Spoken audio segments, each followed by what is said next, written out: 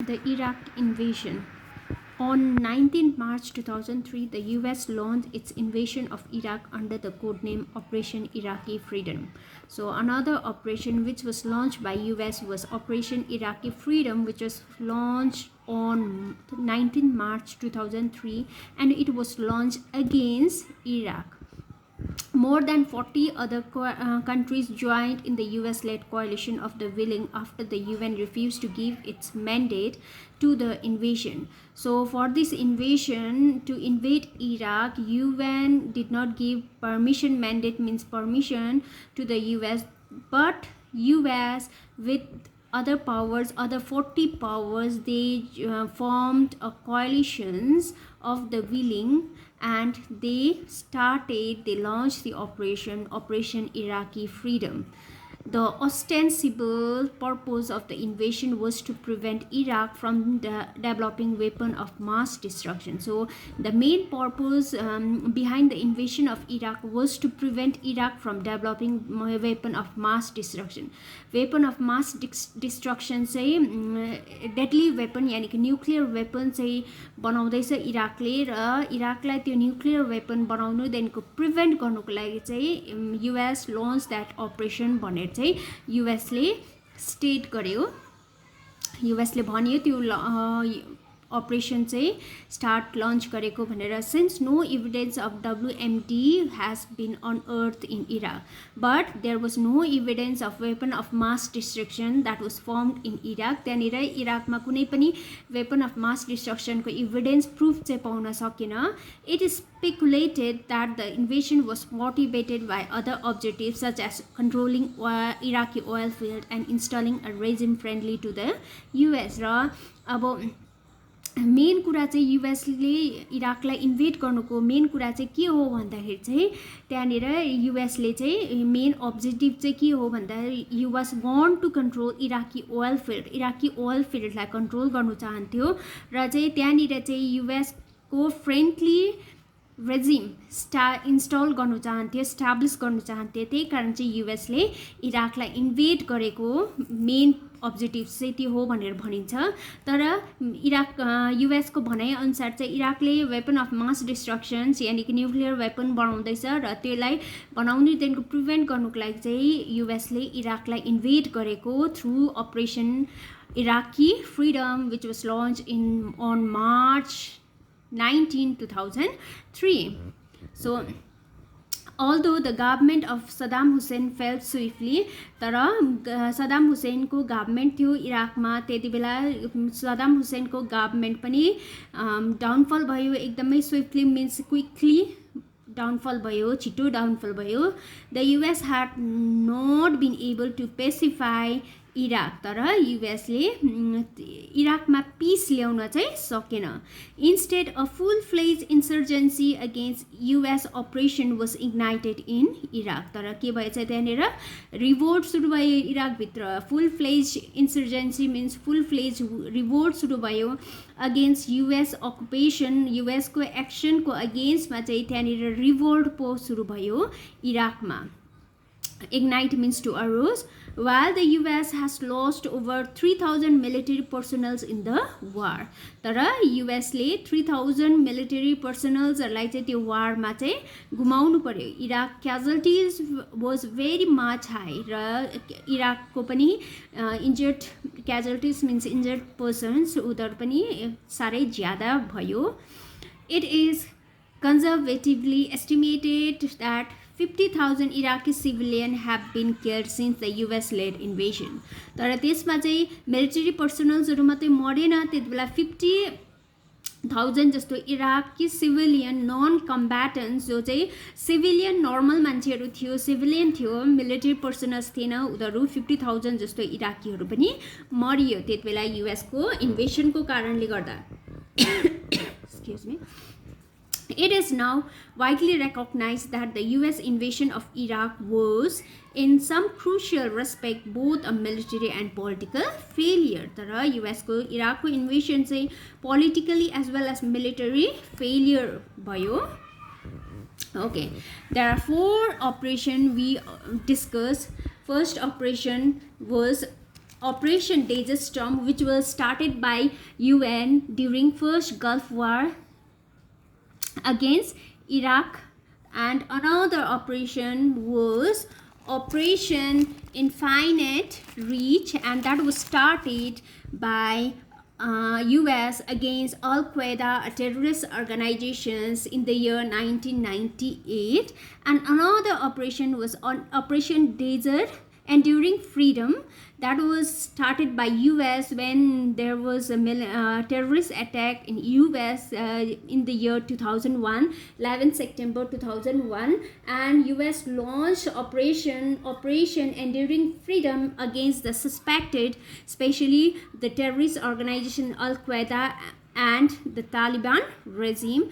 And the last operations is Operation and Iraqi Freedom, and there are 4 operations, and Operation Iraqi Freedom was launched by US and joint forces, coalition forces of 40 countries. They started that Operation Iraqi Freedom against Iraq, and the main purpose of that invasion was to prevent Iraq from developing the weapon of mass destructions. But the main objective of US was US wanted to control the oil fields in Iraq. So let's discuss what does hegemony mean. Right? Hegemony यानी कि hegemony भनेको चाहिँ के हो? Politics is about power. Just as individual wants to gain and retain power, groups too wants to gain and retain power. Raw politics चाहिँ power हो. Power को लागि politics गर्छ. र जस्तै अब एउटा individualले पनि power चाहन्छ र groupsले पनि power चाहन्छ. Groups also want to gain and retain power.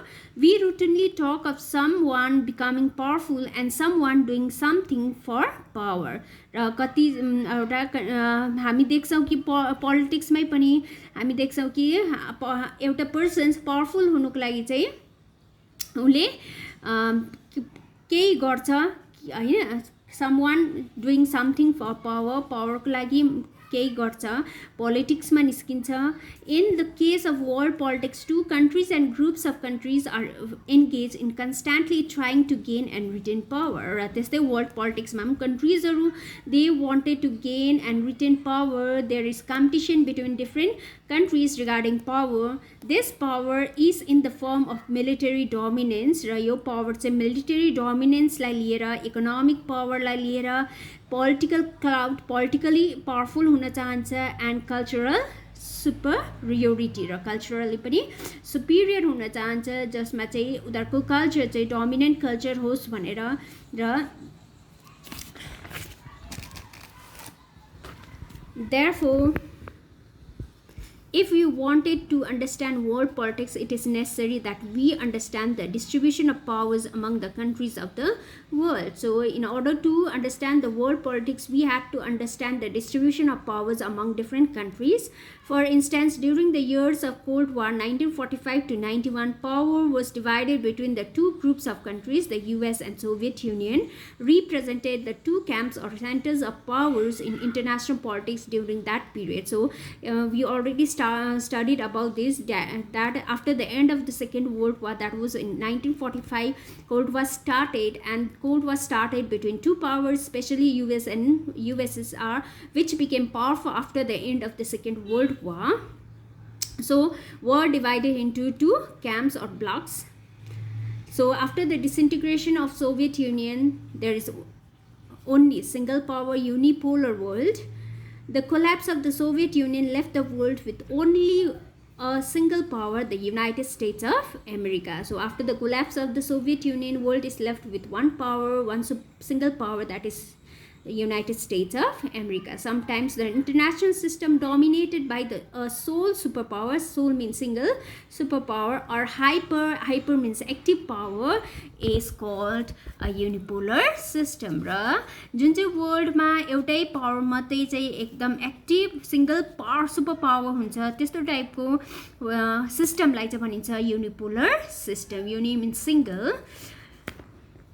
This appears to be misapplication the idea pole derived from physics. It may be more appropriate to describe an international system with only one center of power, the term hegemony. So in politics, the word hegemony has been described to describe the one center of power, single center of power, that by the word hegemony. We can identify three very different understanding of what hegemony is. So now we are going to discuss about the three hegemonic three powers which made the US a hegemonic power. Let us examine these meanings of hegemony. Let us examine each of these meanings of hegemony and relate them to contemporary international politics. So let's discuss about the three important powers which made the US a hegemonic power. First is hegemony as hard power. Hard means military power. Military power. So military power, US is militarily powerful, so which made US one of the world's dominant power. So let's discuss hegemony as hard power. The root of the word hegemony lies in a classical Greek. So hegemony ko root say classical Greek उहिलेको ग्रीकबाट सुरु हुन्छ. The word implies the leadership. The word hegemony indicate गर्छ leadership or predominance of one state. Raw predominance of one state भनेको hegemony भनेको चाहिँ, and was originally used to denote the preponderant positions of Athens vis-a-vis the other city-states of ancient Greece. Raw ancient Greece मा चाहिँ के हुन्थ्यो भन्दाखेरि चाहिँ एउटा कन्ट्रीमा एउटा ग्रीसमा चाहिँ डिभाइड गरेको थियो, थुप्रैवटा सिटी स्टेट्समा डिभाइड गरेको थियो, सानो सानो सिटी स्टेट्स, जम्मा 1000 जस्तो सिटी स्टेट्समा चाहिँ डिभाइड गरेको थियो ग्रीसलाई. तर मेन पावर चाहिँ मेन सिटी स्टेट्स चाहिँ एथेन्सलाई मानिन्थ्यो. एथेन्स चाहिँ एकदमै पावरफुल र मेन सिटी स्टेट्स थियो ग्रीसमा. र त्यस्तै नै युएस पनि अब वर्ल्ड पोलिटिक्समा इन्टरनेसनल सिस्टममा चाहिँ थुप्रैवटा पावर्सहरू छ. त्यसमा चाहिँ main dominant main powerful power is US. Thus, the meaning of hegemony relates to the relation pattern and balance of military capability between states. It is this notion of hegemony, military preponderance, that especially German means relate to the current position and role of US in world politics. World politics ma US को role चाहिँ एकदमै